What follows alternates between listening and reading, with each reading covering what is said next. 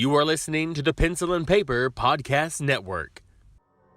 Hey Ramblers, today's episode is brought to you by Fangoria. Since 1979, Fangoria has been the authority in the world of contemporary horror. As the only sanctuary for horror aficionados in its early days, it has now grown into an empire that expands beyond its celebrated magazine. From t-shirts, coffee mugs, beanies, enamel pins, there's something for every horror fanatic in your world, even if it's you. So head on over to shop.fangoria.com/pencil and paper productions or use code pencil and paper productions at checkout to get 20% off your first order or magazine subscription. Yes, it is a mouthful, which is why there are links in the show notes down below. That's shop.fangoria.com/pencil and paper productions or code pencil and paper productions at checkout for 20% off. Fangoria, first in fright since 1979. Buy it or we'll tear your soul apart.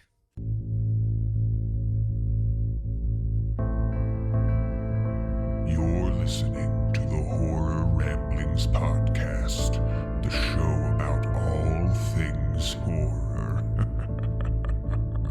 We hope you enjoy the show.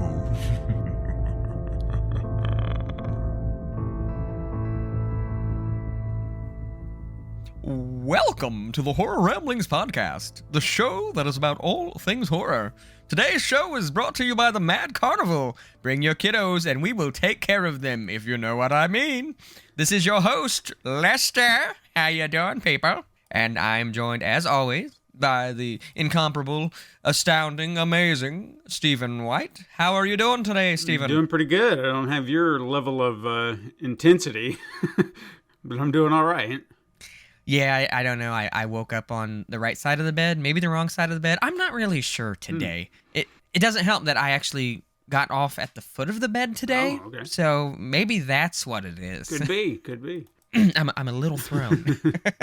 How you doing? You having a good morning so far? I know you had some tech issues. Yeah, outside of the tech issues, which I guess it was about time that I encountered a few. It's been a while, so maybe I restarted the computer and it seems to be doing okay. So maybe that's all it needed. Just a little, that little off and on bullshit that makes no sense when you think about it. Like, why is turning it off and turning it back on the thing to do? There's an actual word for it.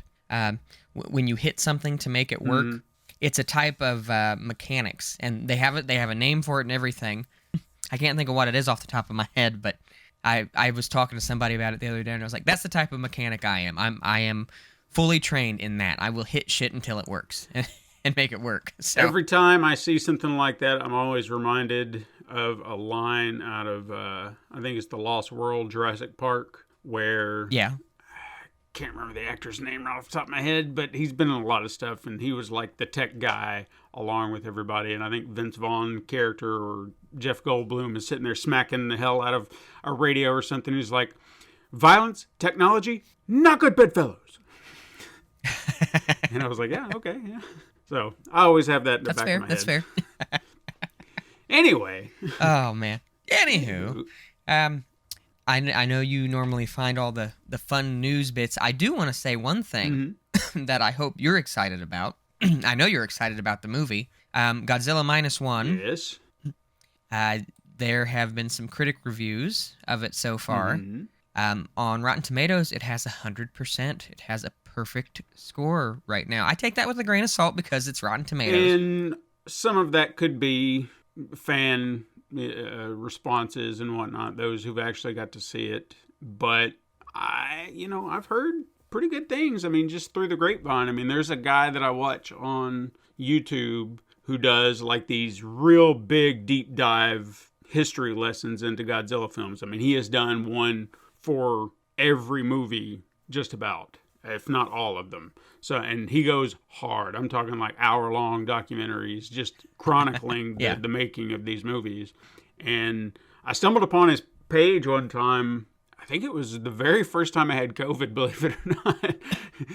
And I don't remember why it showed up on my recommended or whatever, probably just because Godzilla and I just kind of went down a rabbit hole, and it kind of got me through COVID in a way, you know, because these big, long, hour-long documentaries, I could just sit there, and there's comfort in that and whatnot. So, but anyway, he's done some traveling over to Japan, and I guess he was in Japan when the movie came out. And he said that he admitted, you know, up front, his Japanese is probably about like mine. He's probably, I would say, probably better than mine, because I personally can read Japanese for the most part. There are times, you know, especially when they use the bigger kanji and stuff like that, I'm not 100% sure. Like, I don't know them all yet, so it's still kind of hard for me to translate. But I feel like reading it, I have a better understanding of that versus actually speaking it or listen to someone speak. So he said he actually got to see the movie in Japanese, and obviously it wasn't subtitled because it's in its native country. And he said he followed along pretty well, but, you know, he probably missed a few things along the way because he's not super fluent. But for what he got out of it, he said that he felt, and he didn't want to go in like great details, but he said this might be his favorite. But he wants to reassess, you know, when he actually gets to see it in English. So I'm excited, and you know, I've got my ticket, and you know, I wouldn't mind talking about it on the show because I think that would be something worth talking about. I'm actually wanting to check it out myself. I've been seeing clips of it, and there's just something about a practical effect Godzilla that just I think it appeals to the kid in me that when the old Godzilla movies would be on at like 2 a.m, I was still awake. I'd watch them, and I mean, he looks great. Godzilla looks fantastic in this film. And one thing that I know this is a very probably minute detail, but when he's doing the atomic breath in this, I love how they do the spikes on his back. It's like they're charging up and they're like popping out of his back. To me, it was like a turkey timer, like ding done, all the way up until here we go. But I thought it was super badass, and it's just this like gritty, violent Godzilla, and I really like that. And I know I keep seeing there's going to be a series of Godzilla as well, isn't there, on Apple TV? Is it called like Monarch or something? Yeah, it started, by the time people are listening to this, it actually started last week on the 17th, and 2 episodes dropped. I think there should be at least 3 out by now, because unless something changed, I was told that there was going to be an episode 4 days after the fact, so that would probably be like Tuesday or Wednesday. So they might have been dropping it before Black Friday, which is fine. But what I've seen of it, I mean, I've so far just watched the 2 episodes. I'm intrigued by it, and I've heard kind of mixed reviews, but I think it's because maybe those who aren't really digging it were kind of hoping for a little bit more Godzilla, but it's not about Godzilla. You know what I mean? It's about the people who had been investigating this, the Monarch organization, from, I guess, its inception up until, from what I can tell, they're setting it maybe a year or so after his initial appearance, so Godzilla 2014. And so you're kind of getting to see the world getting used to the idea that he's out there somewhere. Like some of it takes place in Tokyo, and they've got all these signs and warning systems up just in case he happens to show up. So they're preparing for the worst should he ever arise again, because again, he's only shown up one time, or at least effectively in the grand scope of everybody knowing who Godzilla is, the San Francisco incident, as they call it, or G-Day.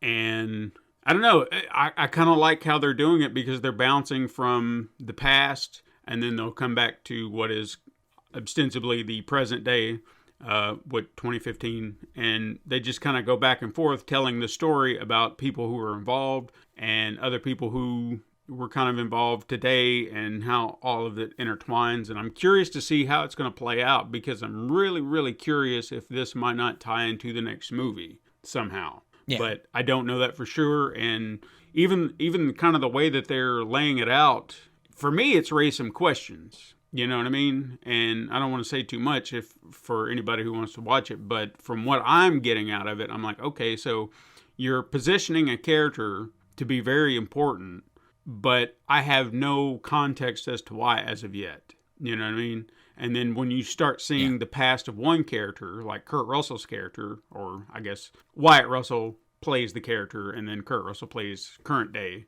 version of that character, which is really fucking cool.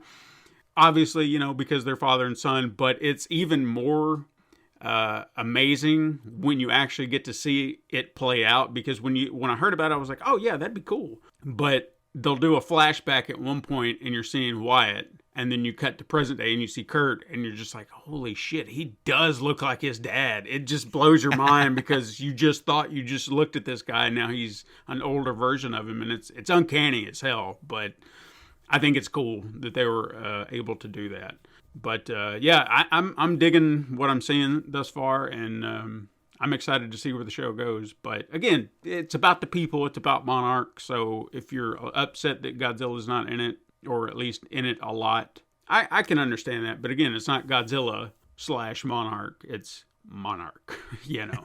Yeah. So, but I'm sure they'll drop in some Godzilla bits here and there and some other kaiju, because they did introduce a new Titan, I guess you'd say, in one of the episodes, which I don't think we saw in any of the other movies, at least not that I could recall. So that was interesting, I thought. But I love that. Franchises are starting to do this sort of thing where you have the movies, and then you have the like TV series and things, and sometimes they take place in between, because you can create more story in between the films and maybe get some questions answered that you were left with while, you know, viewing the film. So I can appreciate that. I mean, obviously, if they do that, they should probably have a recap or something at the beginning of the movies. But yeah, no, I don't know. Godzilla is one of those characters. There's never really been a burnout with Godzilla. Yeah. Like I know people are saying that, you know, like superhero fatigue is a real thing, and I guess I do kind of get that to a degree. But I don't feel like it's ever been that way with Godzilla. yeah, I mean, Godzilla's just always sort of been a staple. yeah, and I think it really has to do with what they're kind of arguing now with superhero stuff. You know, space it out. And if you think about it from the Japanese perspective, now granted they do. If you look at the timeline of all the movies, because I think they're up to, this would be 29 or 30 maybe of the movies. I think I might have my math incorrect, but yeah, 28, 29 Japanese film. But if you take a look at the run that they did back in the, you know, like from the original days to the 70s, like the first era, Showa era as they call it, you had a run of movies, maybe 13, 14 in that group over the course of 20 years. Then you cut to the 90s, so you've technically got a bit of a gap, maybe almost 10 years before the 1984 version comes out, and then there was 5 years there. And then they did a slew of movies between 89 and 95, and maybe like 6 movies there. So maybe one a year. But once they're done, they stop. Then there's another 5-year pause. They do another set of movies. Pause. 2005 was the last movie before we got Shin Godzilla, and that's damn near, 10 years? I think so, And then now all we're getting out of that was -1. So you've only had 2 movies from Japan. Now, granted, I know we've been doing them over here in America, but even still, we're talking, 3, 4 movies at most since 2014. So they're not churning them out like, hey, look, it's Godzilla in your face. So I appreciate that. Plus, they've got more characters to play with, like Kong, which I'd love to see more Kong, but that's just me. I know people have their issues with the ape, but I love him. But yeah, I mean, I agree with that. I think it's because it's all tempered out, it's spaced out, and we're all always excited when we get more Godzilla. And as long as they don't flood the market with it, which I know right now some could probably argue, well, we've got a TV show, we've got, a new movie coming out from the MonsterVerse, and then we got this other one. You're talking about 3 projects, probably the most we've ever had at one time coming out within a short span. I'm just considering it Christmas, I mean, for once we're getting a bevy of MonsterVerse stuff or just kaiju stuff in general, and I'm all for it. But yeah, as long as they don't start flooding the market with it, then I'm okay. I'll take it in spurts. I gotta say, I agree with you there. It's it's nice to see a little bit of a gap between things because it feels more like a reward Yeah. when you get when you get something new. So yeah, I think that's why Godzilla's lasted and been as popular as it's been for all these years, because it gives you what you want, but you always want a little more. Mm-hmm. Yeah, And they're good about that. Real quick, not horror related, but I wanted your opinion on something. Speaking of superhero fatigue and all that, Sony just released a trailer for Madam Web. I wanted to get your thoughts on it. As a comic fan, I am familiar with Madam Web. She's a very obscure character that I think deep-rooted comic people might know. Typically in the comics, she's been more of an older figure, and there have been variations of her. I feel like in the comics, I have a little less understanding of her there. I think I was more acquainted with her in the 90s animated series where they made her more like a cosmic being, but I don't think that's what her origins were in the comics. I feel like she was a little bit more... I can't remember exactly how, because I remember her being tied up to a machine or something like that, or just kind of, I don't know, puppeteered in a way. I'm probably describing it all wrong. And someone's like, "You're wrong. What are you talking about?" I don't mean it that way. I'm trying to reach for memory, but she wasn't a cosmic character. In the 90s cartoon, they made her something a little bit more not supernatural, cosmic, spatial, like she could travel beyond dimensions or something like that, which has never been something she's been able to do. They may have played with that in the comics after the fact, but I don't know that for certain. So here they're, making her younger with Dakota Johnson, which, I'm okay with for, I guess, the story they're trying to tell. But at the same time, we're talking about a Sony property of Spider-Man, which we've seen what they did to Morbius. We saw what they did to Venom. And I'll even say this with a caveat. I don't hate the Venom movies, but I don't consider them high-tier entertainment. You know what I mean? Like, I would not put them on par with some of the best MCU movies. They're just more like, they're fun for what they are. But at the end of the day, it's Venom, and we want to see Venom fight Spider-Man. That was kind of the thing. Now, granted, I understand comics. If you're going to come at me, I know he's done good stuff and been a good guy or an anti-hero, and I know that he has his own comics. I'm well aware. You're talking to a comic nut, but we have not got to see that Venom and a proper Spider-Man clash. We got Topher Grace's Spider-Man, or Venom, which I love Topher Grace, but he's no Venom. I'll just say that. No. But there are some things in there that I'm excited for because we're getting to actually see some Spider-Women for a change. The three that they showed that Madam Web was trying to protect, they are, in fact, like I had to look up which ones they were because I knew them. And I heard some of the names, but I wasn't 100% sure if I was accurate or not. But then when I looked them up, I was like, yep, I know that one. Yep, I know that one. Yep, I know that one. So they're all technically at one point a Spider-Woman. So the fact that we're even getting them and getting to see them in costume was exciting because we saw brief snippets of them in costume. So I'm kind of hoping it will be more than just a fleeting glimpse of them in their outfits because I want to see a Spider-Woman on screen. We haven't got to see that proper. And, well, let me rephrase that. We've not got to see one in live action. Because I don't want to shit on what they did in Across the Spider-Verse. That was a very interesting Jessica Drew that they threw in. But I don't know, man. I'm hesitant to give any kind of thoughts because I see things in there very much like when Craven trailer came out. I'm just like, I feel like they're going to be trying to do too much. The villain that they're using is an interesting choice because that can open up some doors. Ezekiel Sims has a very interesting backstory in the comics. And another thing that just kind of bugged me a little bit because I looked this up after the fact, Adam Scott, I'm sure you saw him in the trailer. He's, I love him as an actor. I love seeing him and stuff. But I found out who he's playing and I was like, so this is going to be a prequel because he is playing Ben Parker. So that raises some questions. So if he is Ben Parker and there are Spider Women.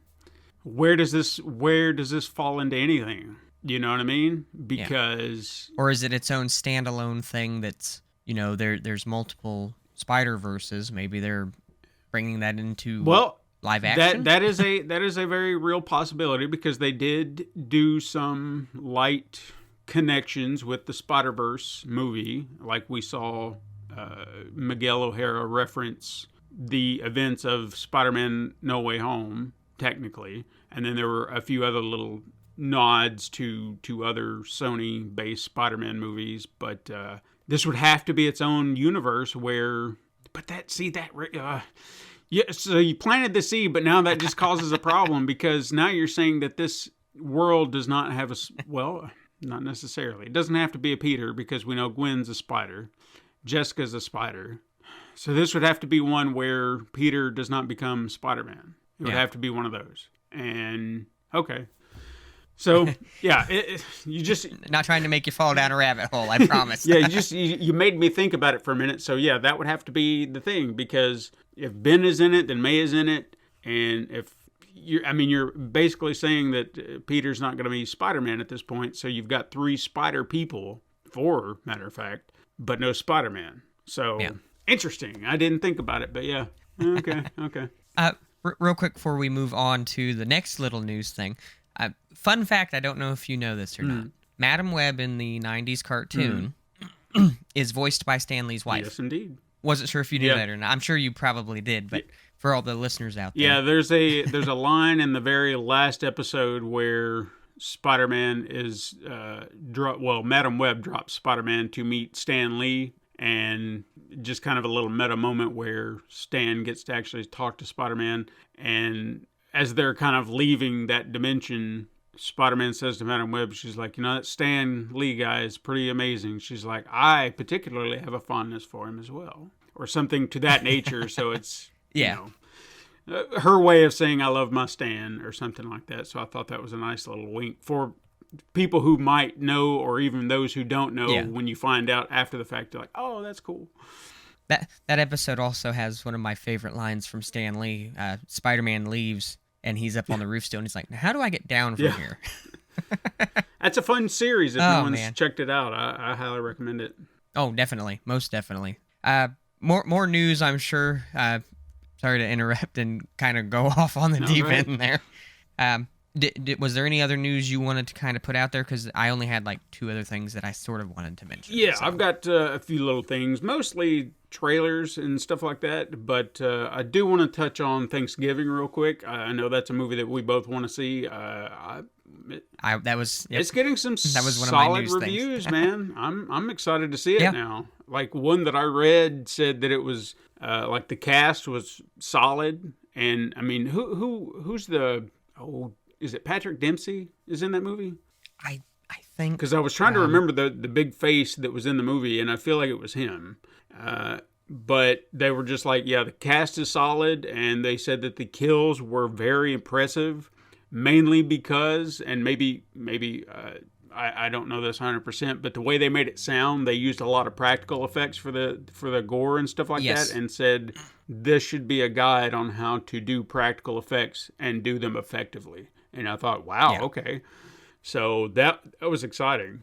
There's a guy that I like to watch who reviews films, and he tends to do a lot of spoiler-free ones. But his review, he said this movie doesn't reinvent the slasher genre. Like, it doesn't do that, but it perfectly shows how good the slasher genre can be. Yeah. He said to him it was like a comfort movie, because slasher movies are his comfort movie. That's what he enjoys to watch. And this was like beat for beat what you would expect for a slasher. And like, I guess, at the end of the movie when the killer's revealed or whatever, it's not super surprising. But while you're getting up to that point, you really are going, okay, is it this person or this person, or is it this person? Yeah.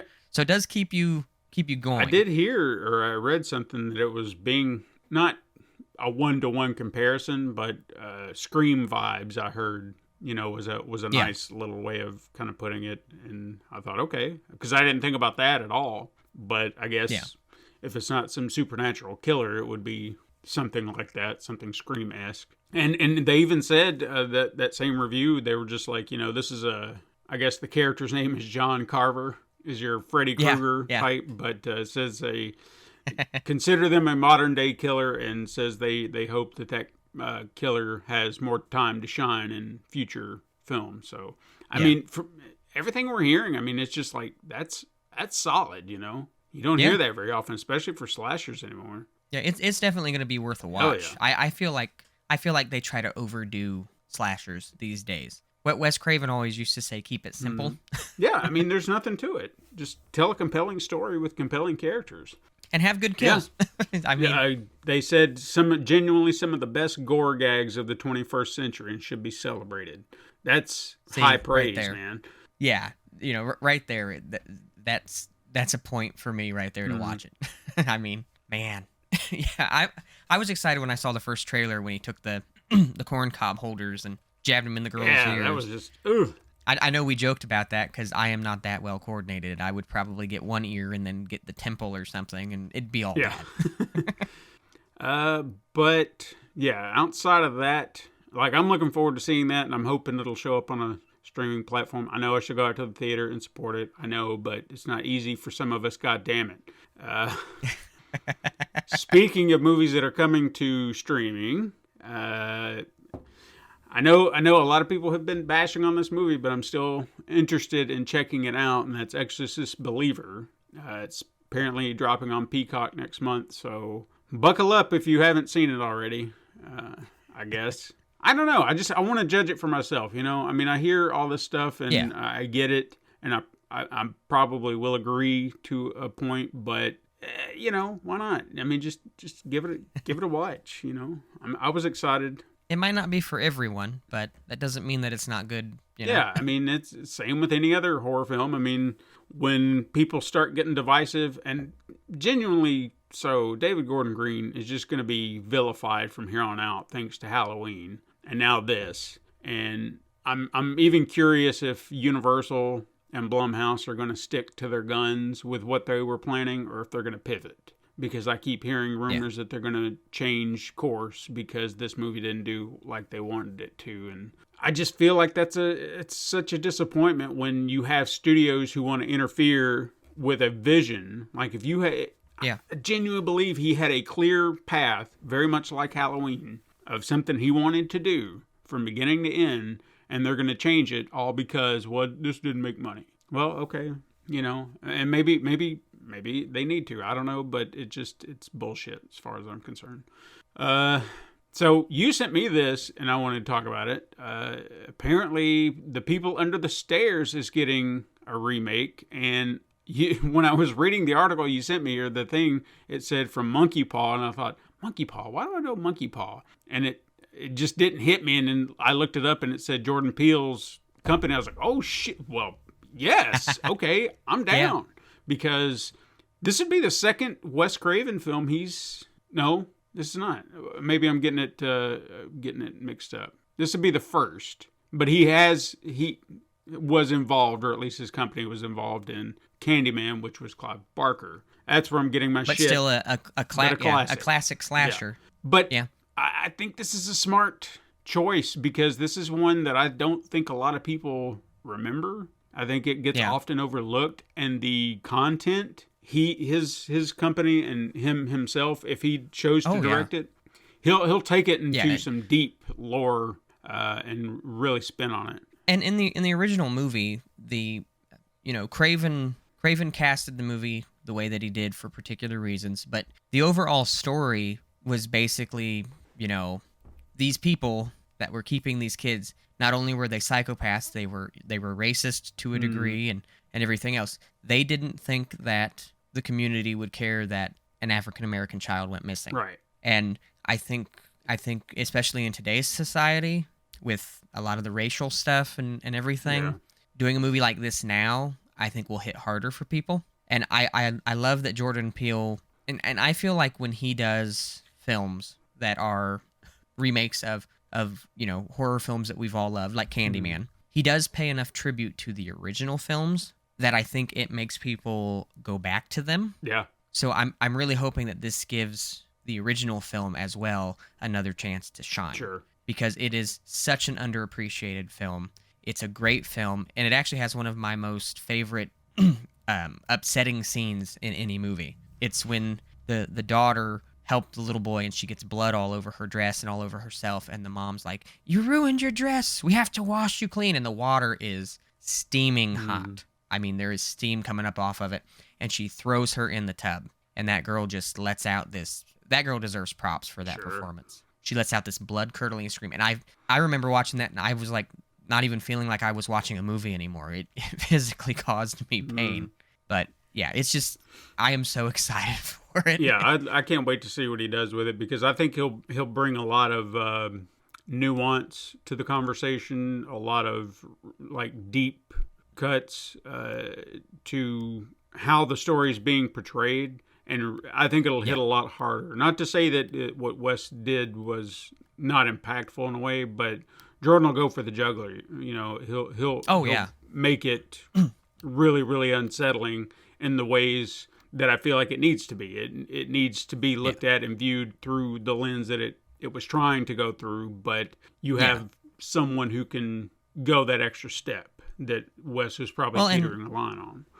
And that probably also boils down to the studios too, because when Wes Craven first did the movie, the studios probably weren't allowing a lot of things to be put into the movie, because the things that are acceptable now to be in a movie, back then there was no way in hell that was going to happen. So yeah, I don't know. I'm just I'm so ecstatic for it. It's a movie that doesn't get enough love. It's just like The Serpent and the Rainbow. I don't think that movie gets enough love, and it's a fantastic film. Super disturbing. I love that they're giving all this love to these movies. So, and you got good people taking care of it too. Like, hearing that he's involved, I have a lot of faith in it. So I can't wait to see what he does with it. The last two things I've got were trailers. One, I wanted to bring this one up because I know this teeters on horror, but I wanted to get a vibe from you. We got a trailer for Ghostbusters Frozen Empire. I got a lot of darker vibes from this, you know, and I'm kind of hoping they lean into that, because that was interesting, you know. Well, apparently the original Ghostbusters was supposed to be a lot darker, and it was supposed to be a little bit more adult. Right. And some things, you know, changed, and they turned it into more of a comedy. And it's a classic film. Don't get me wrong. I love the original Ghostbusters, but I definitely think this is the route to go. I think taking a darker approach, changing it a little bit, will work better, because you're never going to have the same comedic dynamic that you had with all the original Ghostbusters. Yeah. You're never going to get that, and that's okay, because that allows you to go in a different direction. Make it a little bit darker, maybe have a little bit more dark humor. I hope that they include the original Ghostbusters. Maybe they will officially retire in the film or die. I know that sounds a little... I was actually going to agree with you there. I genuinely feel like Bill Murray is going to die in the first opening bit. Like, just because he's talked about it before, like he wants to just be done with that character, and maybe contractually he was, you know, made to come back. But the fact that they showed him in the trailer ever so briefly, along with the other two, I feel like Aykroyd will probably be a lot more involved. Same with Ernie Hudson. I think he'll have an active role, since he was starting this whole Ghostbuster empire. But I would bet you money Bill Murray will die at the beginning of this film. Yeah. Bet. I know he mentioned being killed off, and then it would be cool if he came back as a ghost and like talked to them or something. I think it would be cool if let's say Bill Murray's character dies. Then we've got the other Ghostbusters, and they train the new Ghostbusters because they know that they're getting too old to do it anymore. It'd be great if it could just be like a post-credit scene. It would be great to just see a post-credit scene. One of them sits down and Bill Murray's right there. Yeah. Or something. You know, he just shows up and he just goes, Egon says hi. And just leave it there. I mean, it'd be a great little nod. I honestly feel like that's the route they're going to go with him, and it's fine. We've introduced these new characters. It looks like we're introducing more characters. I love seeing Patton Oswalt in the cast. Yeah. I love him in anything he does, and So I'm eager to see how they start to form this, because I think there's potential to actually help it grow and not just rehash. The fact that they're doing some villain that we've never seen before, I'm so excited, so excited for it, because that's what bothered me about the last movie is we were going down a different road, and then even the fact that they were touching on Ivo Shandor, which I thought was cool. This was a reference that we heard in the original film. Okay, let's explore that. And then we go right back to Gozer. It's like, God damn it, we did this, So I gotta admit, though, it did make me chuckle quite a bit when Gozer's there. Are you a god? And, Dan Aykroyd's thinking about it, and they're like, really? Mm-hmm. Like, don't you remember? That's always, that always makes me laugh. But, yeah, I'm really excited. I've seen some jokes about it, with it being like the Frozen Empire. I saw it was a picture of Jack Frost from like I think it was the Santa Claus 3 or something, and it was like villain revealed for new Ghostbusters movie. I've seen quite a few stupid jokes, but no, overall I'm super excited for it. Ghostbusters holds a special place in my heart. My kids love it. My parents love it. We've all always watched it together. So if they want to keep the franchise going, that'd be cool. And if they ever wanted to do a TV series, that would be cool. I still want to see Seth Rogen as a Ghostbuster, because there was a rumor that was going to happen at one point, and I'd be cool with that. Oh, yeah. I mean, you got Paul Rudd in there. You can get the two of them together. That'd be a hoot. Yeah. Finally, go ahead. Last thing I wanted to bring up was a trailer that I had seen, and you finally kind of coaxed me into checking it out, because I saw it in passing on my YouTube, and I was like, what is this? And I just kept going. And you're like, dude, have you checked out this trailer for Imaginary? And I was like, I've seen it, but I guess I need to check it out. And then I hit play, and I was like, okay, I'm sold. So this is a very interesting idea, a very interesting concept, which you feel like we should have seen something like this before, but I can't think of another movie about an imaginary character being a killer, unless I'm wrong. Yeah.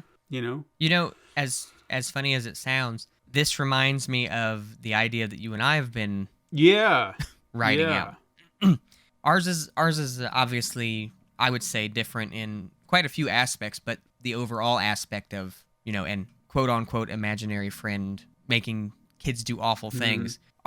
Our idea has some other things to it and some different things, and let's be honest, it's not a cute little teddy bear. Right. So But it's an interesting concept that they added into it, because that was something I never thought about. But having an item, which seems like a no-brainer, but I guess ours doesn't technically fall into that category where I could sit there. I mean, I'm sure there's something, but it just never materialized as an idea. Like, oh yeah, we could just make it a doll. But I don't know, it just doesn't work the same.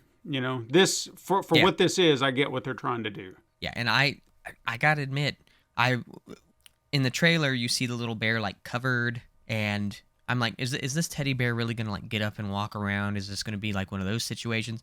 But then you get like that glimpse at the end of the trailer where it like transforms into this big monster thing. I was sold there, and I love that it's the whole concept of the main woman is moving back to her childhood home, and her stepdaughter finds this toy that she abandoned as a child. And I hope they really delve into why she abandoned it. I hope it's maybe she started to get freaked out by it or something, and it turns into something like that. But this was one of those trailers I wasn't sure how to take it, and I saw a clip from the trailer on some social media, and I was like, I'm going to check this out. Yeah. It seems like a very interesting concept that I cannot think of anything that it reminds me of other than the idea that we've been tossing around. But I can't. I genuinely can't. So it seems very original to me in that way. But I mean, there might be some people out there who know, oh well, this is like this or this is like that. Okay, fair. But. Yeah, and in all honesty, it's not even super closely related to the concept that you and I had come up with, because I know our concept kind of delves into some other things as well.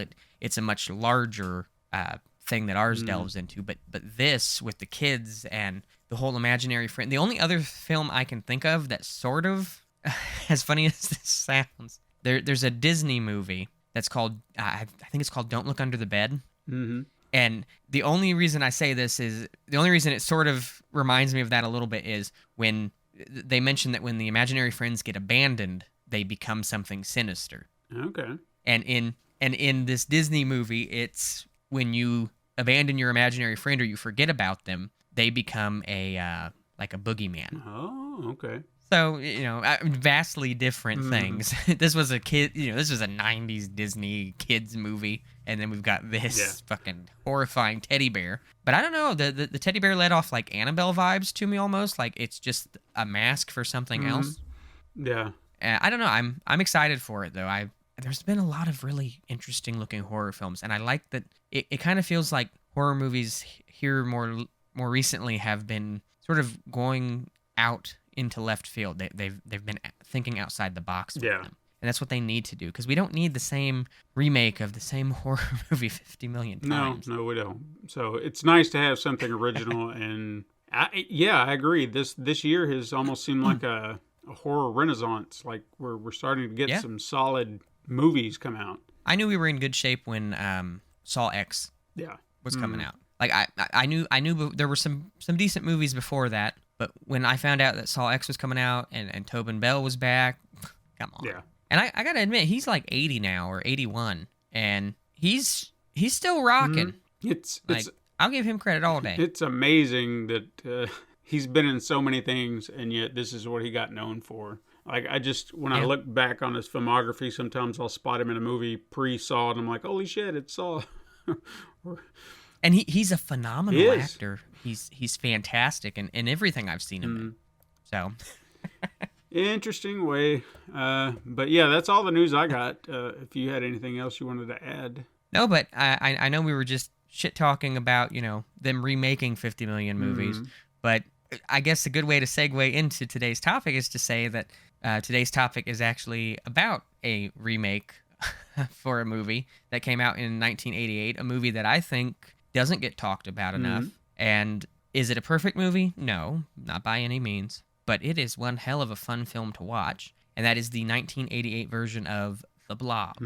So, did you get a chance to watch it? Yeah, I did, and I'll be honest with you, like when you mentioned wanting to watch it and everything, I was like, oh yeah, I'd love to revisit that because it's been a while. And when I started watching it, I felt like I hadn't seen it, but then there were scenes that would pop up that I was like, no, I have seen this, and then I would kind of go back and forth. So I guess it's been so long that I just cannot remember whether or not I've seen this movie because I know I have, but it would only be in spurts where I would remember something. I'm like, oh yeah, I remember that. And I would have to, my memory of it was very scarce. So it was nice to kind of to revisit it because I kind of like you said, it was an underrated film, and I was like, man, I really want. I went and added the 4K version of this to my want list on Amazon. Did you? Because I would love to have a copy of it. Very nice.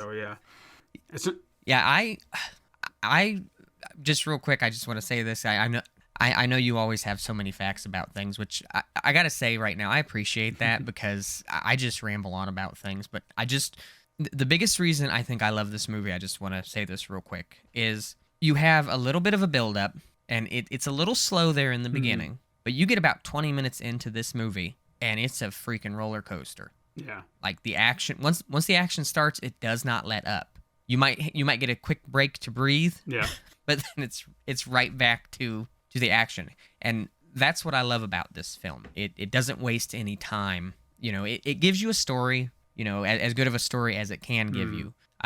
But it feels like it's a quick watch, and it is. It's only an hour and 35 minutes, but it's not a boring hour and 35 minutes. No. There's never a time where you're just like, come on, let's get the story moving here. And even though it does go quickly, I don't feel like it's rushed. I feel like they actually they give you enough balance where you do kind of get attached to the characters. You like the characters. You want good things to happen for them. And you get a sense of who they are as a character. And that's hard for a film to do. And especially horror films. I think credit right there goes to the director who some people, you start going down his filmography a little bit, and I won't say that I've watched a shit ton of his movies, but I know I've seen at least the first 4 or 5 that he did, and the very first one that he directed, which probably got him this job, was Nightmare on Elm Street 3. So that was already a solid start, and Yeah. I mean, that movie was probably 90 minutes, and not a moment wasted, didn't seem like. And that's probably everyone's favorite out of the lot, for the most part. Yeah, that's the one everybody tends to go with. But yeah, he did this one like right after, and then he did The Mask after that, which again, that's another 90-minute roller coaster, that just goes and goes and goes and doesn't waste a moment. So I mean, I think he knows what he's doing. But the one thing that really just kind of caught me off guard when I was looking through the credits, and it was just through the opening, and I saw, what's his name? I wrote it down. Hang on. Frank Darabont. He helped co-write the script, and I was like, holy shit. So anybody who doesn't know, Frank Darabont is the guy who was responsible for getting The Walking Dead on TV. He directed The Green Mile, The Mist. There was another Stephen King movie that slipped in my mind. I know he did. It doesn't matter. I've already named. It'll come to us later, I'm but sure. That's 3 solid projects right there, and he helped co-write this film. So that was amazing. And then to see Tony Gardner as the effects man on this blew my mind again. I'm like, holy shit, this has just got solid people all around. So because we've talked about him not that long ago, because he did. He's responsible for the current iteration of Chucky, and they did that whole documentary about his daughter growing up in that world and whatnot. So solid people behind the camera. Yeah, and I'll give him a shout out too to give a blob life and give it more than just being just a blob, giving it layers, and the blob essentially has innards and everything too, and to present that, and especially the scene in the sewer where it comes up out of the sewer and it's this giant monster. The talent that took to make it look good and not make it look cheesy. Yeah. Because this could have been very cheesy. Oh, it's some big pink bubblegum looking thing with tentacles. It didn't look like that. To me, it was like a it was like a graboid that got turned inside out. Yeah. That's what it made me think of. But in a good way, in a very good way. So, even give him credit there. Like you said, there's a solid lineup of people in this film. And did you notice Bill Moseley? I did, yeah. Down in the sewer, the guy, the crazy guy down in the sewer. I completely had forgotten that he was in it, and it said Bill Moseley, and I was like, okay, hang on a minute. I'm trying to remember here. And then it goes to the sewer, and he's hurt. And I'm not used to seeing Bill Moseley like that, though. I'm used to seeing him being like some hardcore badass horror villain, but to see him vulnerable, I was like, man. It's kind of like him in Night of the Living Dead remake, just being Johnny at the beginning. It's weird seeing him that way, because he just seems so normal, and then he dies, and you're like, no, not Bill Moseley, no. And speaking of deaths, that's another spot where this movie, I think, really deserves credit. So the first person that gets the blob attached to them is a homeless man. Yeah. He gets taken to the hospital, and is it Paul? I think it was Paul, the football player that was taking Meg on the date.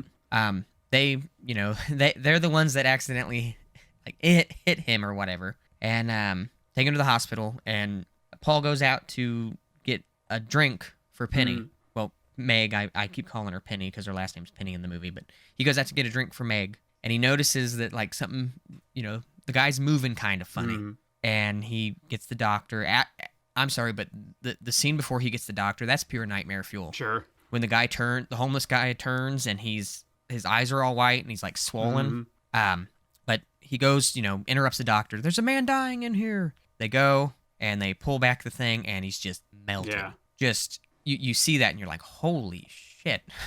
Then this movie is unforgiving. That's another thing. Yeah. Paul goes in to call the sheriff, which the sheriff was Jeffrey DeMunn. Yeah. From The Walking Dead, played Dale. That is Frank Darabont adjacent. Anytime his name is attached to something, I guarantee you're going to see Jeffrey DeMunn. And I love Yeah. him. I love Jeffrey DeMunn. He's a great actor.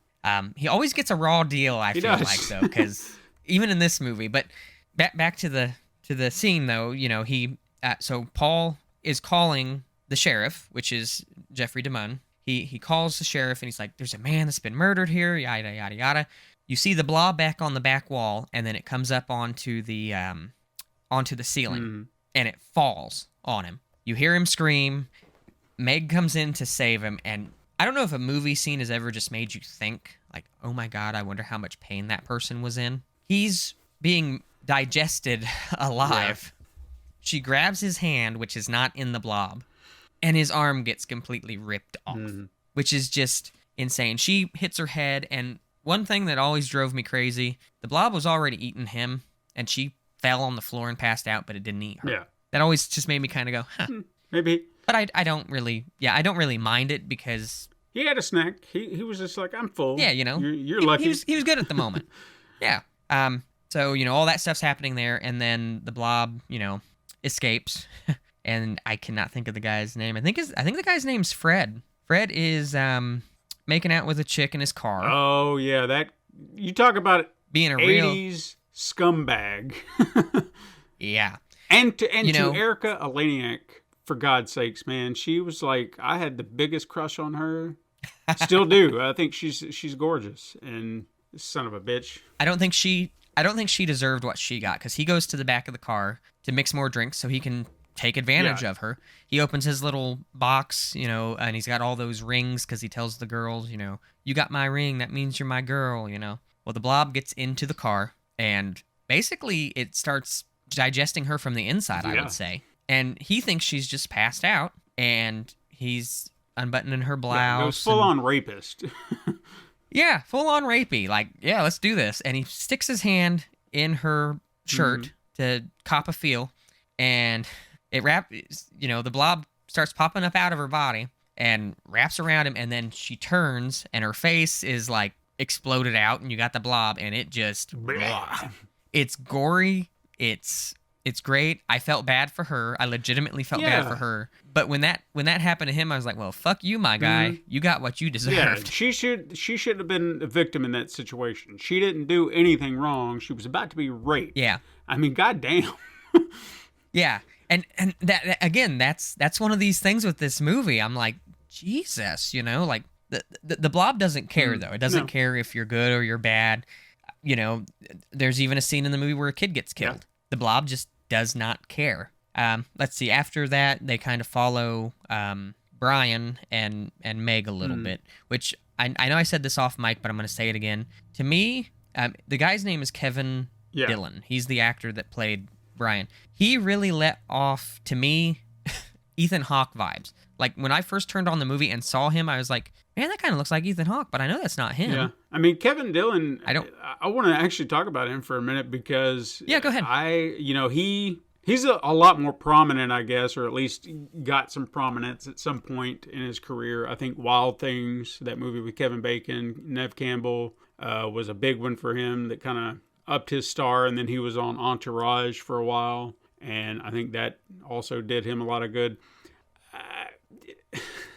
Don't take this wrong, especially if anyone out there has a big crush on Kevin Dillon. I know he's a handsome man now, I suppose, but he was a hell of a chud in this movie. I'm sorry. I just don't see the appeal of this version of him, even as the bad boy. It was the mullet I for guess. me. I was like, he's not a good looking dude. I'm sorry. But again, that's just me. That's my opinion, or at least in this movie. Okay. He's kind of grown out of it to a point, but I still don't feel like he's a great looking dude, but that's my opinion. Don't knock it. But, anyway, not Kevin. What's his name? Brian. Yeah, I did have a little bit of trivia on this character because I found this to be interesting. Is as you mentioned, this is a remake of the movie from 1958, 30 years. How about that?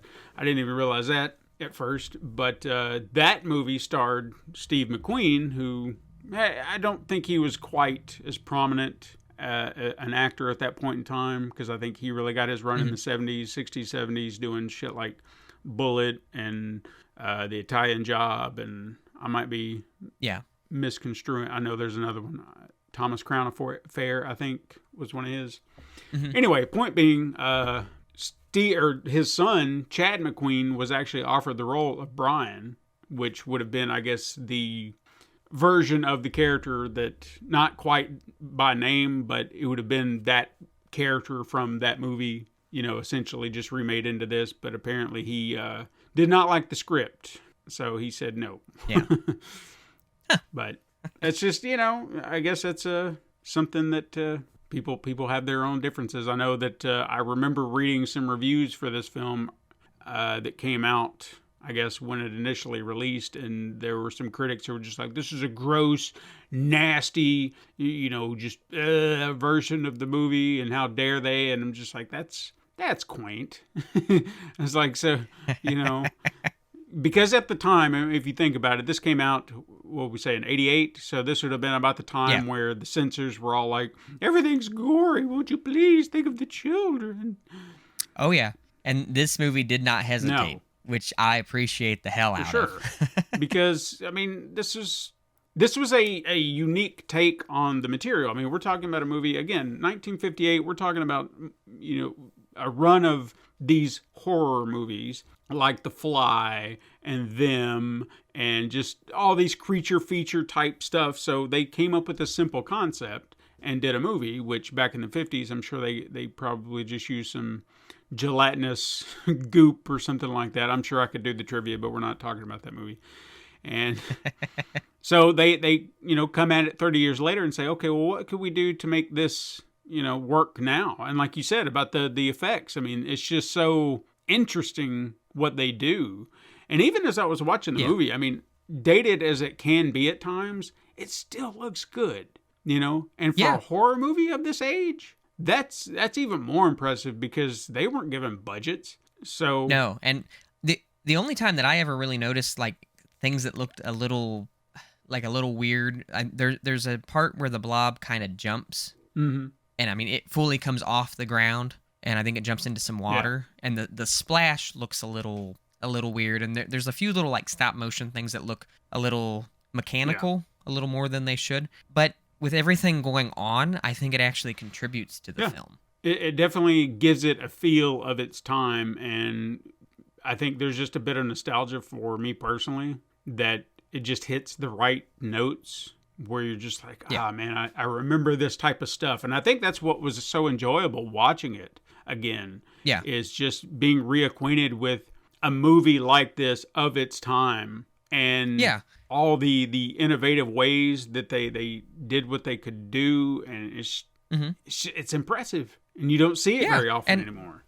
And I know we've talked about it before, and I know that I've always just said it's there's like a graininess almost, like a dirtiness to all the 80s horror films, and it makes them appealing. And now horror movies are too clean and everything. It's like the new Hellraiser. Everybody, and I think you even said this. It was like the sets were too clean. Everything was too clean and clear and crisp. It needed to be a little bit more, filthy. Yeah, because and kind of grainy. Even movies, kind of as you said, where they seem a lot more pristine, where they try to be, dingy and dirty and grimy. There's still a cleanliness to them, and I don't know how to quite explain it, but it's true. Whereas you get into some of these older ones, and I think that's why I find some of the older ones so appealing, especially of that time when someone's like, oh, you got to check out this movie from the 1970s horror film. It's just so dingy, and you watch it and you get it. Like there's something about it. You get it. You see it. You feel it. Whereas now when they try to do that, you're just like, yeah, it looks filthy, but it also looks very clean. Yeah. It's almost like you wish that they would make sure the audio is like up to today's standards, but you almost wish that they would use the older cameras to film certain films. It's very much like, and I'm not trying to disparage this movie by any means, but Texas Chainsaw Massacre. I've got one of the more 4K pristine cuts of the film, and it looks fantastic, sounds fantastic. But I'll always remember the VHS copy that I first saw. And we're talking about an old-ass VHS copy that I got from the VHS store. And there was just something about it. It unsettled me initially because you just felt the grime. It's like instead of hearing the static, you can see the static in it. And that hum. And there's just from the VHS of it all, it's just and there's something appealing about it. Always will be. That's why I think that's another reason why I love this film, because to me I wouldn't say that this is a B movie. I wouldn't say that this is like an A movie. I'll give this movie like a B plus with the quality and everything. It's like a B plus movie. It's just clean enough, but it's got that grittiness to it. And watching it makes you just feel nostalgic to a degree. And to me, that is very important when you watch a movie. It has to feel nostalgic. Even if I'm watching a movie for the first time, if there's a nostalgia to it, it makes me happy. This isn't a horror movie, but the Super Mario Brothers movie, I felt nostalgic about it. Made me feel good to watch it, so I enjoyed it. I don't know, it's hard to explain. I mean, we're doing our best here, but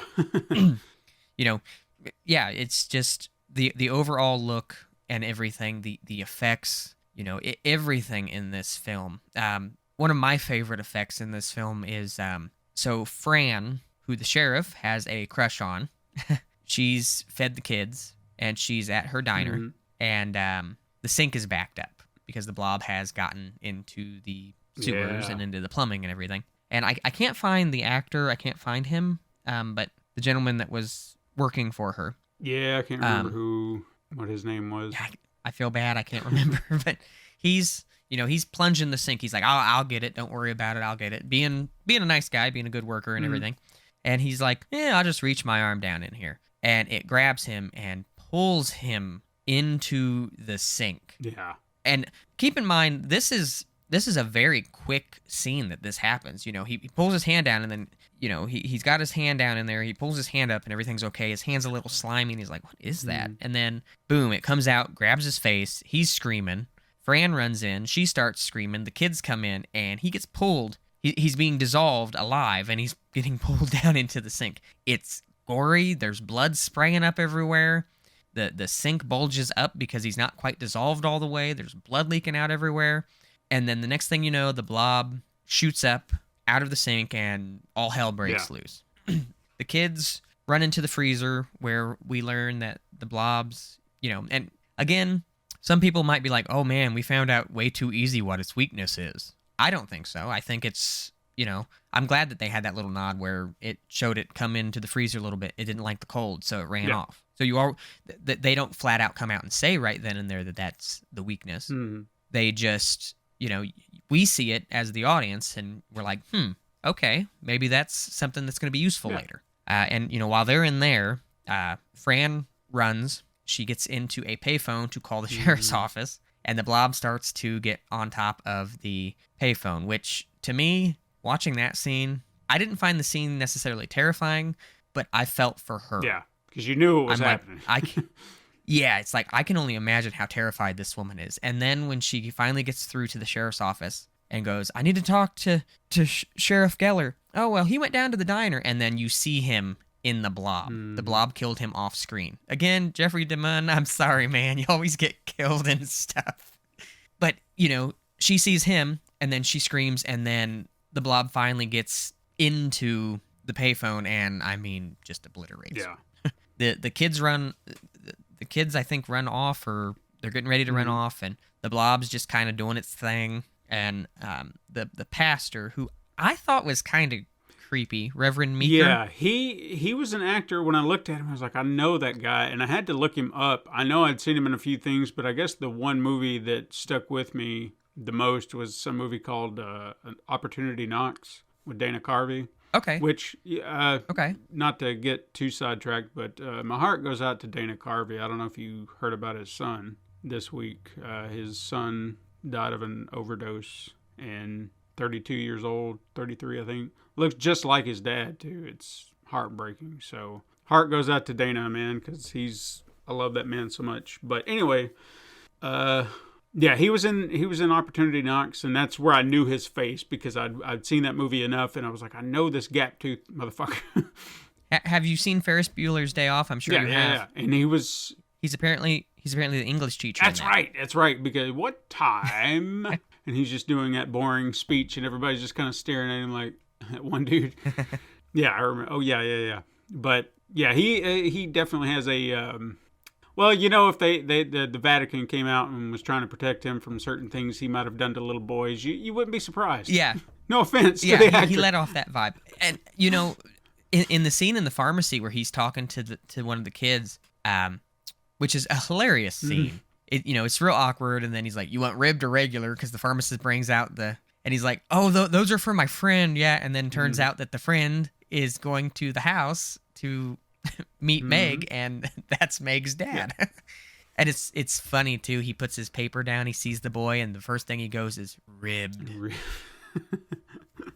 But yeah, no, Preacher ends up being sort of a bigger part of the movie. He sets up, which we'll get to that as we progress through, but he sort of sets up what could have been a sequel. Yeah, and I do have some things to say about that, but we'll get there.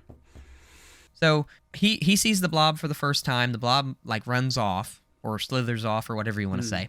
It goes away. Right. He goes into the freezer. The kids have since left, and he notices pieces of the Blob. They're frozen into what looks like crystals, and they've got like it's that cool 80s effect where they make stuff shine. Yeah. You only see it in like 80s movies, and I love it. They should use it more because it's just cool. And he's like, and he finds a jar, and he puts it in the jar, and he goes about his business. Now, at this point, this is where I'm trying, because I watched this again last night, and I'm trying to remember. The kids get away, and I think, don't they go out where the old guy was found? Where he found the old guy, like they're going back there for some reason. I think they're trying to figure out what happened to Paul. Yeah, because I think that was where they discovered. I could be wrong, but it was supposed to be like what they thought were a meteorite had hit the ground or something like that. And this is where things start to kind of unravel the mystery of everything because the government comes in, right? Because we're under the assumption this is some alien creature. And this was a nice twist, I think, because we find out that it's a biological warfare experiment or something like that the government has created. And it was like, oh, okay. So it puts a twist on the idea that it's an alien like in the original. And we show that it's man-made and they're trying to cover it up or, keep it quiet from the public. So and we meet Dr. Meadows, who at first you think is like the sweetest guy. Yeah. I will give it's Joe, I don't know if I'm going to say his last name right. Seneca, yeah, something like that. Yeah, something like that. He was in a lot of films. I was just a kid when he passed away. He was born in 1919 and he died in 1996. 77 years old, so good run. He's been in Crossroads, Silverado, Malcolm X, A Time to Kill. I'm just naming a few of the like bigger things that are popping up on here. I really liked his character. Yeah. Like he was a perfect example of where the government, we got to get our job done. Obviously he was a doctor, and then there was the leader of all of the the military guys that they had with them. And they sort of show them like not always seeing eye to eye and everything. Right. They convince Brian and Meg to get in a van. They're going to take them back to town. Brian sort of shows he shows that he's still not changed because that's like a gimmick from movies. I'm still looking out for me. I'm looking out for number one, me. And he leaves. Meg gets taken back to town, and he goes like snooping around and everything. And he finds out that they are going to close off the town until stuff's done. And then we learn that the movie theater, which is one of my favorite scenes. That's one of the next things that happens because Meg's brother and one of his friends are watching a horror movie, and it starts with which I want to watch the horror movie they were watching. I'm just going to put that out there because it's so cheesy. I if it really existed, that would be fantastic. But so they're filming, they're watching the movie, and it goes up to the projector room, and we're talking classic projector, so it lets off a lot of heat. The air conditioning's not working, and the guy's like calling to the front desk like, hey, is the air on? Yeah, the air's on full blast. Should be working. Well, it's not. You need to come up here. And so he proceeds to put his head in the ventilation. As one would. to look around. Yeah, And we get to do things from the Blob's point of view, which I thought was really cool. And the Blob, attacks this guy. Well, then we cut to the other guy who comes up the steps. He's got the flashlight. He turns the flashlight on. And this is probably one of my favorite scenes in the whole movie. When he shines the light up and you see the guy that got sucked into the ventilation, he's not quite dissolved all the way, but he's like part of the Blob at this point. Yeah. And it's just this gross, melted thing. Yeah. And it looks really cool. And before the guy even has time to react, it grabs him up. And, we cut back to Meg's little brother and his friend, and they're trying to watch the movie, and then there's the guy in the back that's already seen the movie, and he's just blathering on, talking, and they want him to shut up, and they go to turn to say something else to him, and he gets pulled up. Yeah.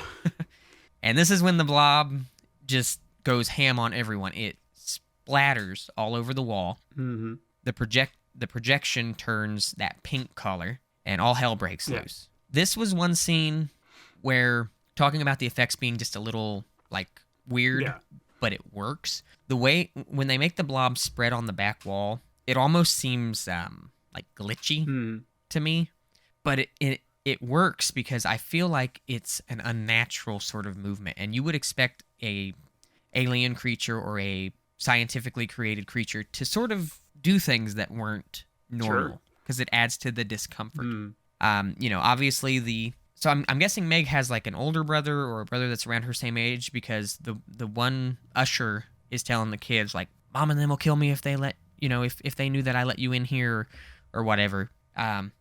He's in a different area than them. He gets out of the building and he calls on the radio saying, we need help. The thing's here. It's at the movie theater. It's going down into the sewers or whatever. He ends up calling and saying that they need help. Meg has since come to help her siblings, and the bad guys, I guess you could say, the government guys, they're talking about what their plan of action needs to be. And at this point, Brian is there. He's listening to them, and they talk about we can trap the creature there, but what about the civilians? And this is where Dr. Meadows shows his true colors. And I love the way he delivers the line. He's got just this blank stare on his face, and he goes, "They are expendable." Yep. That was a cold delivery. Yes, and he did that line justice. Brian ends up somebody with a gun to his back. He has a socket in his hand. Hits the guy. I would have grabbed the gun. That's just me. Yeah, they never do smart things in any of these movies. So yeah, But I guess I get it. Yeah. I mean, I guess that's sort of a real thing. Some people would grab the gun, some people wouldn't. Sure. If Eden Lake taught us anything, people do stupid things, and it's very real. But then the chase ensues, and there's a scene in the beginning of the movie that sort of ties Brian to the homeless guy where he's trying to jump over a bridge, but he doesn't. This time when the chase is happening, he makes the jump, and we get away from him for a little while because he's still on his bike and everything. We get away from him for a little while, and we go to Meg and her brother, and then they're trying to escape the Blob. One of the kids gets stuck in a door. They have to rip his coat off because the Blob is trying to get him. They have nowhere to go, so they end up going down into the sewer, which probably going to say that's probably one of my favorite scenes in the movie. It doesn't last very long, but you get to see the Blob essentially swim. Yeah. And it's fast, obviously. And, it shows in that scene that the Blob doesn't care. And to me, that's the scariest thing about the Blob. It's not picking and choosing victims.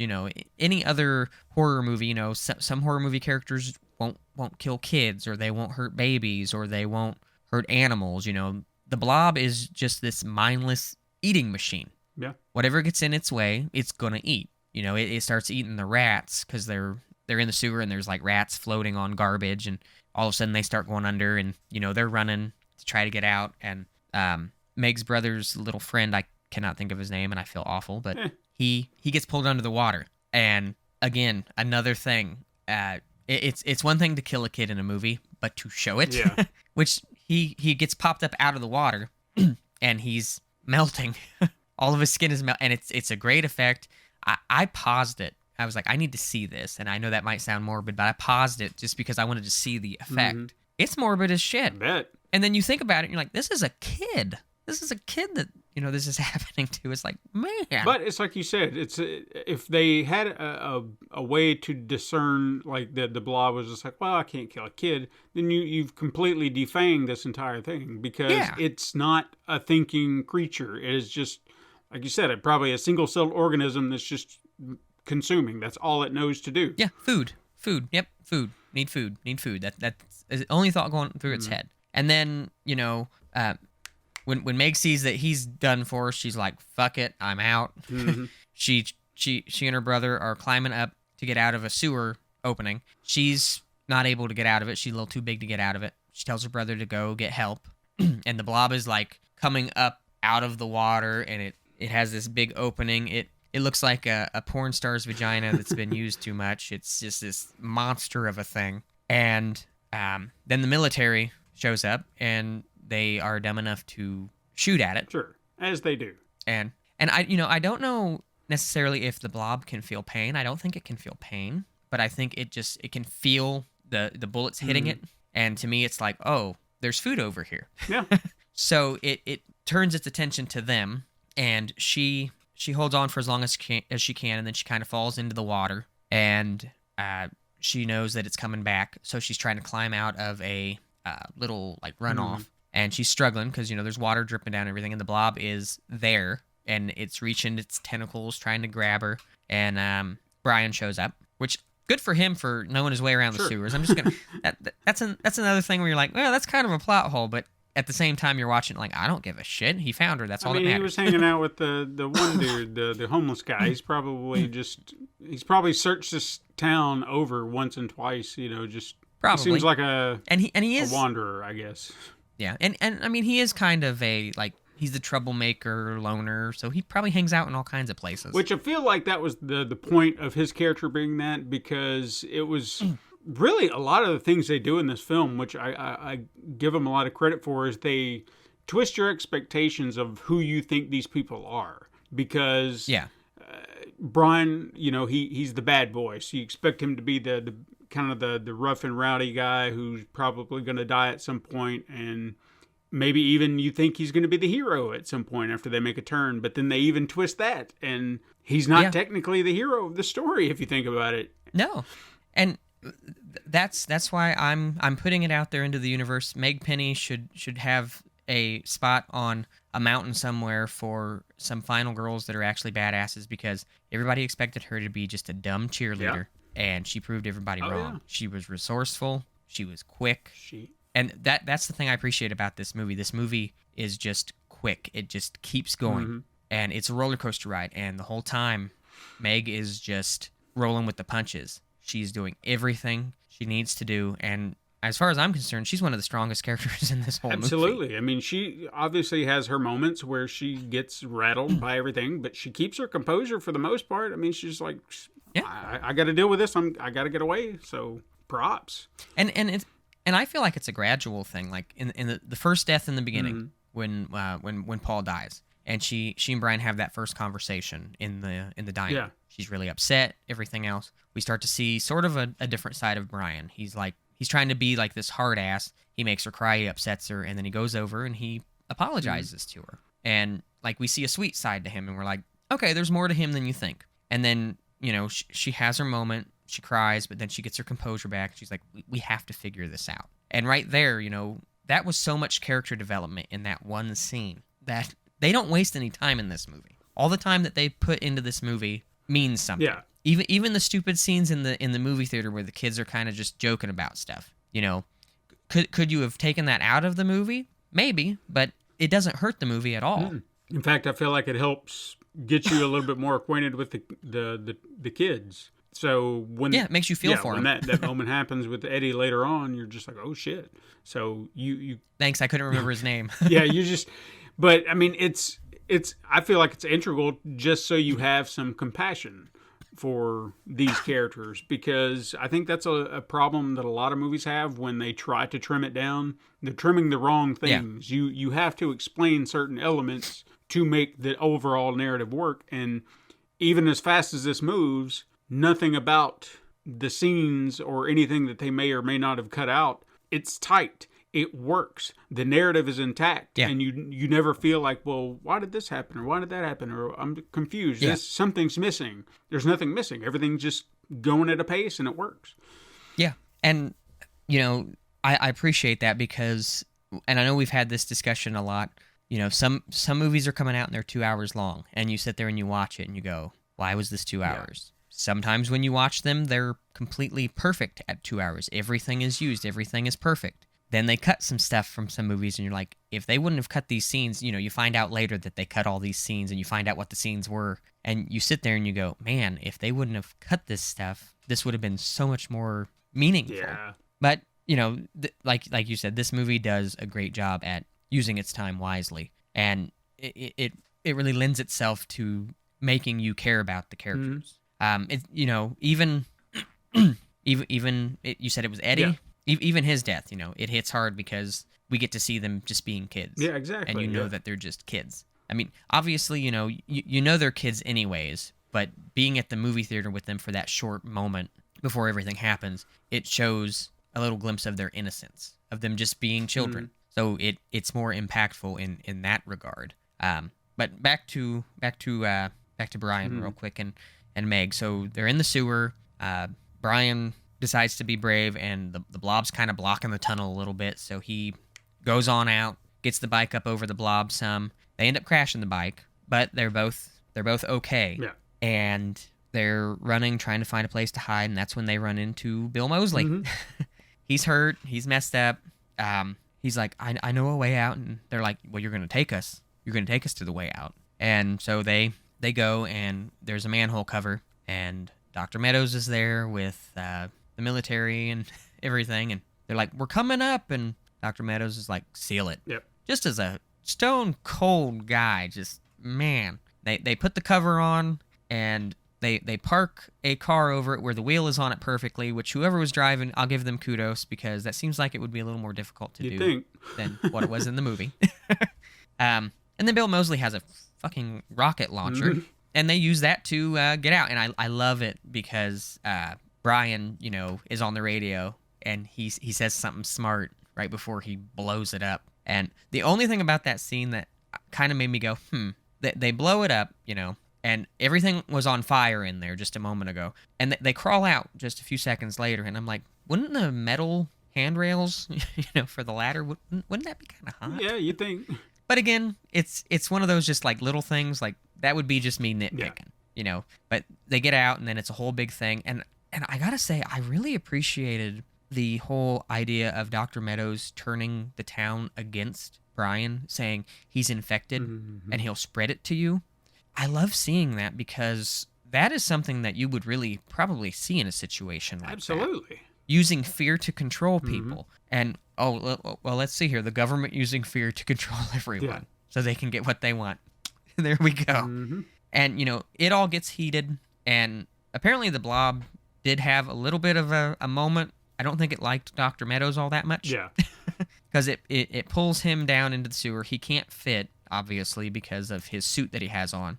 But that is probably another one. I love all the deaths in this, but this death in particular, it filling his suit, dissolving him, and then pulling everything down, to me, that just showed everyone wearing those suits that it doesn't matter. You're not safe no matter what you do. Yeah, it's rough.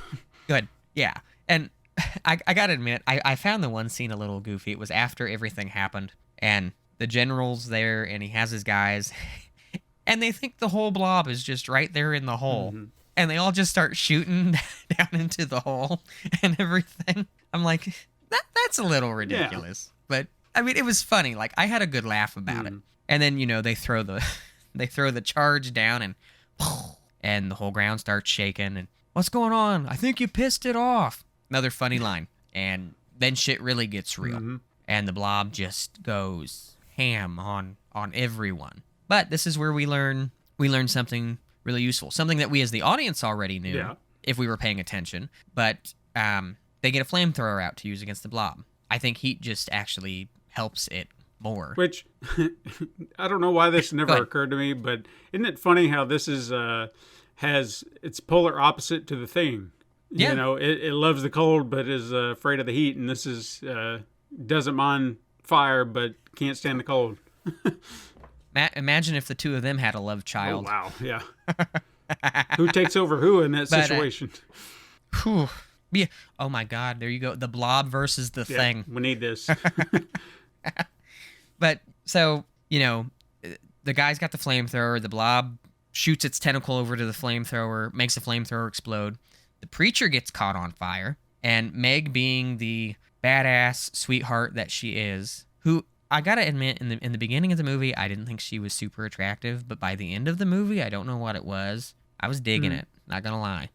So, anyways, she puts she grabs a fire hydrant, she puts the preacher out, and it's just instinct at this point because a tentacle's coming at her, and she just uses the first thing she has at her disposal. She shoots some of the, you know, extinguishing fluid at the Blob, and it's cold, and the Blob backs away, and she's like, oh my God, cold is its weakness, and she says it, you know, loud. She makes sure everybody knows, and they get the preacher. They all go to is it town hall, or I'm not sure what the something building like was. that. It was middle of town.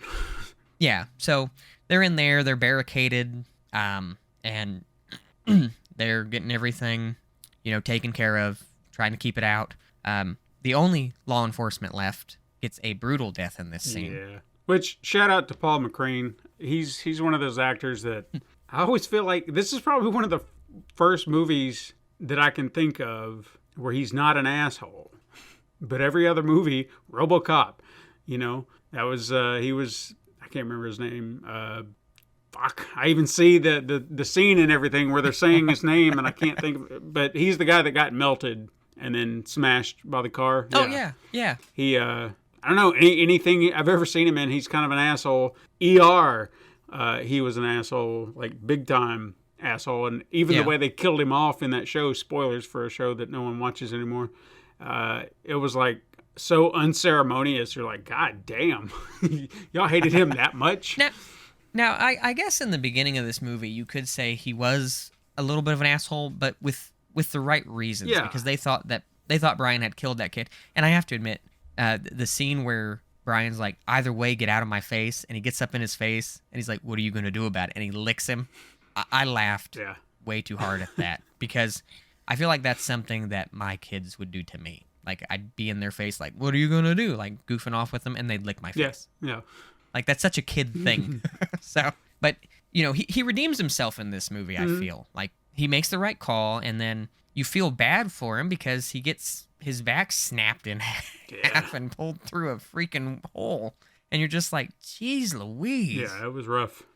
But, you know, so we go through all of this. They're running out of extinguisher fluid. The Blob's getting closer. Brian's nowhere to be found until he pulls through with a snowmaking truck. Which, hey, you know, plot convenience. Yeah, and it is cool. They do sort of talk about it in the beginning of the movie just a little bit when he goes to the shop. Because it's like October, they haven't gotten snow, they have the machine, and the guy in the garage, whose name is escaping me as well. Let me find him real quick. I know it's right here. Oh my goodness, where are you at? Woodley? Yes, thank you. He's kind of got a soft spot for Brian. Like, he knows he's a good kid, he's just a little rough around the edges. And in the beginning of the movie, he hits a button on the snow machine to like make their drinks cold. Yeah. And he's working on like snow skis and all kinds of stuff. And he's like, you know, we're gonna get snow, and he's mentioning it, you know, talking about it a little bit. And yes, plot convenience. Yeah. Brian pulls up. He starts shooting the snow at the Blob. The Blob gets pissed off. If it were me, he made a crucial mistake, I think. And the crucial mistake is when the Blob started to come at him. I don't know if it was a macho thing, like, we're gonna play chicken. He drives toward it. Yeah, very stupid. I'd have backed up and made it chase me while it was freezing. Exactly. But it flips the truck. The big compartment with all the freezing fluid, or whatever you want to say, in it lands off to the side, and it's trying to get into the truck to kill him. And here we got Meg again, who at this point, if Meg and Brian didn't get married at the end of this movie, I'm gonna be pissed. Just gonna put that out there. But she goes out. She finds a gun and a charge. She pulls the gun from a guy who's still alive, whose arm is melted off. She gets up on the thing, and she starts shooting at the Blob. And one thing that I think is cool, it's a little thing that they did, but I think it adds a lot to it. When she first grabs the gun, she tries to shoot it, and the safety's on, and she like fumbles with it to get the safety on because she's not 100% sure where it's at. Yeah. I appreciated that scene because it kind of shows like she knows there's a safety, but she's not familiar with firearms, obviously. And she shoots, and she's a little sporadic with her shots. You know, she's kind of all over the place. But she gets its attention. We get the charge started, and it's climbing up on there, and she goes to jump off, and she gets stuck. But luckily, Brian comes to her rescue. Yeah. Yeah, and you know, I think she would have got down by herself. You didn't need that. Eventually. Well, I think at that point in the movie, they just kind of wanted to show more of a relationship. Like, now these characters are there for each other. We have the big explosion, which, to me, I guess maybe this was just plot convenience, but when it exploded, the blob just turned into crystals right there. You'd have thought some of it would have, you know, flown around a little bit. Yeah, perhaps. But you know, or unless it was so instantaneous. I mean, with liquid nitrogen, I would hope that it would be that fast because that stuff is supposed to like freeze on contact. And I'm wondering if it with the explosion, if it made the explosion not as strong. True. So stuff wouldn't fly everywhere, you know. And then I also appreciated that when everything was said and done, instead of just like, oh, we're gonna celebrate, Woodley comes out and he's like, I told you it would snow, and you know, haha, funny, good moment for the town and everything. But without hesitation, he goes, he tells him to go get the truck, and he said, we got to put this thing on ice before it thaws out. Just smart. But there's no government officials now, so does this town just have some dirty little secret now? I mean, yeah, you kind of think so, and it'd be a hell of a thing. Know? That's the one thing you cannot let thaw. Like, all your energy, all your resources better be going to that goddamn freezer. Yeah. Why is this town spending $3 million alone every year for electric here? Just for one freezer. It's like, what is going on? Like, trust us, but it needs to happen. Yeah. But then we get to the end, I guess you could say, of this part of the story. Everybody's celebrating. Meg's dad comes up. Mr. Penny comes up. He hugs her. He actually kind of gives, to me at least, what I picked up, he sort of gives Brian like an appreciative look, like, thank you for helping my daughter. Yeah. And then we leave that part of the story, and then we go to the preacher, and he's turned into one of those TV priests without the TV. He's just out of his mind. He's burnt and everything else, and he's just, rapture's coming, only the true believers will be saved, and this, that, and the other. And he goes off. Woman's singing. They're like ending church, and one of the followers comes up, and she goes, When will it be? And he looks up, and he's got one messed up eye, and he tells her, soon. It'll be soon. Yeah. I'm just waiting for God to give me a sign. And he holds up the jar, and the blob is thawed. And to me, it looks like a tongue. Yeah. Like a really messed up looking tongue. But it cuts yeah. there, and then we're done. I did not like that ending. I feel like your ending should have ended with the town, the snow, all that jazz, because that is assuming you know that there's going to be a sequel. That is such a tag that you're waiting for that. And I just don't think it does anything for the story. You know what I mean? Like, sure, he's a nut job, but we never got any kind of sense of that before, or at least maybe I wasn't looking deeper into it. So I feel like there's a thread that they're adding that doesn't really have any bearing on the rest of the movie. Yeah, the only time that I think they might have shown that he was starting to lose his mind a little bit was when everyone was running from the blob and he was going toward it and sort of talking about it a little bit. But I'm kind of with you there. Like, I enjoyed this ending when I first saw the blob because I didn't know that there wasn't a sequel out there at that point. And then I knew there wasn't a sequel out there, and I was like, well, that's kind of a letdown. Like, all this foreplay and we're not going to finish, like, for real. And even with that being like an ambiguous ending, it just pisses me off. Yeah. Like, if they would have just ended it with the town, then I could have asked questions like, okay, well, the priest still has a piece of it. I wonder what happened with that. And then the town, the blob's still there. What happened with that? But then you show this priest being all crazy. You're like, okay, obviously he has it still, and he's nuts. So what's going to happen? It makes you want something more that never happened. Yeah, and I feel like just ending prior to that would have felt more, not just appropriate, but for movies of that time. You think about endings for these type of movies at that time, it would have been at that moment. Like every movie back then, when the creature was dead, the movie was done. That's that. They would cut the credits, and you'd just be like, well, shit, that just ended abruptly. But it's like, well, the story's over. You've set out to do what you need to do. Everybody's story is finished. You got nothing else. And it would have been appropriate. Well, and to me, it's kind of like, let's just call them cousins. It's kind of like the Blob's cousin, The Thing, the way that movie ended.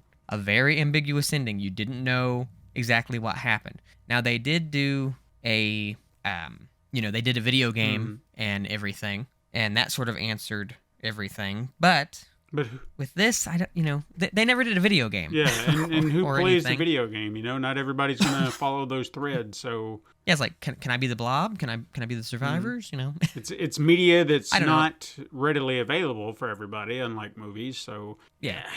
I don't know. I could have done without that, but the rest of the movie, sure, I'm okay with. I just feel like that's a tacked-on ending that pays off in no way whatsoever. Yeah. So after watching it again, I know you said it's been a while, and obviously you enjoyed it because you're looking to get a 4K copy. Is this a movie that you're glad we got to talk about? Yeah, because it was kind of going back to something or revisiting something that you've forgotten about that has just kind of been lost over the years. And I like finding or rediscovering things that I forgot about. And here lately, I feel like I've been wanting to do that with a lot of stuff where you hear about a movie or you remember something from way back when that you saw maybe once. And, I'm not to say that I don't love the things that we already know, but to discover or rediscover a love for something that has been on your radar and you've just forgotten, and then suddenly you're like, holy shit, there it is. I just wish that I hadn't let this go by for so long. You know what I mean? That kind of thing. Yeah. No, I completely agree with you. It's honestly one of those things. I think I had seen a clip of this like on TikTok or something, and it instantly made me remember. Yeah. And so it was one of those things where it was like, I used to love this movie. We should talk about this movie. We should do this more often. We should find movies that we haven't watched in a while and review them. And what was funny about it is, as I kind of said it up front, was that I feel like I'd seen this, but then I watched it and I was like, have I seen this movie? But I know I have this vague memory, and I don't know why the fuck I have why this is stuck in my head. But I remember when I was a kid, my grandparents, like anytime I'd want to watch something on, I don't want to call it cable TV because it really wasn't cable. Some of the UHF channels like Channel 30, Channel 17, which were they weren't the main three like ABC, NBC, and CBS. They were like Fox and whatever other network there was out there. But the local channels they would show, kind of like the old Elvira, the Joe Bob Briggs of the time, your late night movies. And they were showing, I think it was Beware the Blob, which was the Larry Hagman directed middle movie somewhere in between the two of these. And I just have vague memories of that, but I can't remember a whole lot about it. But I remember sitting and watching that, and I thought, for some reason, I thought this was it. And then I started looking at it, I was like, no, this isn't it. So maybe I got some of my facts jumbled around, but I know I've seen this, but it has been a long time. So I was glad to see it again because it was a nice treat to be like, holy shit, I've let this sit for so long, and I'm disappointed in myself because it is really solid. I definitely recommend it. It's a solid creature feature.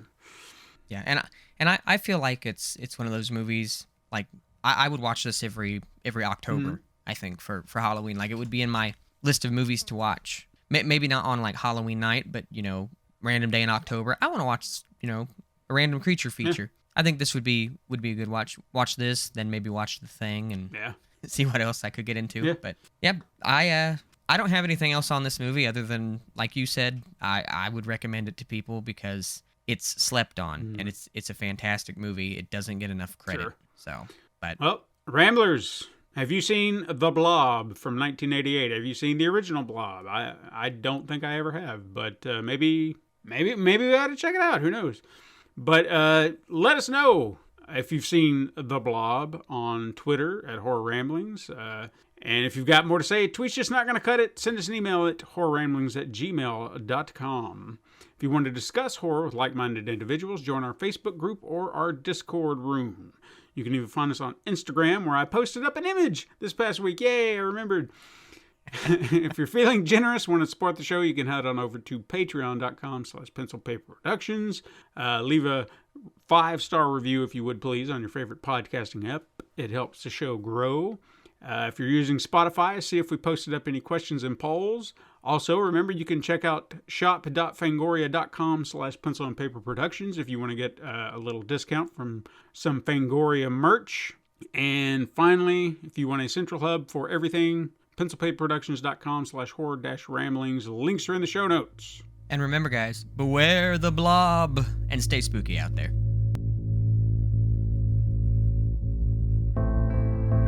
This has been the Horror Ramblings podcast.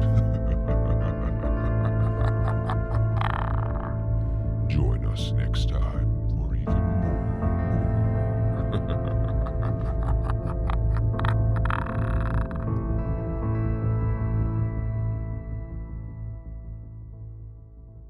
This has been a Pencil and Paper Podcast Network production.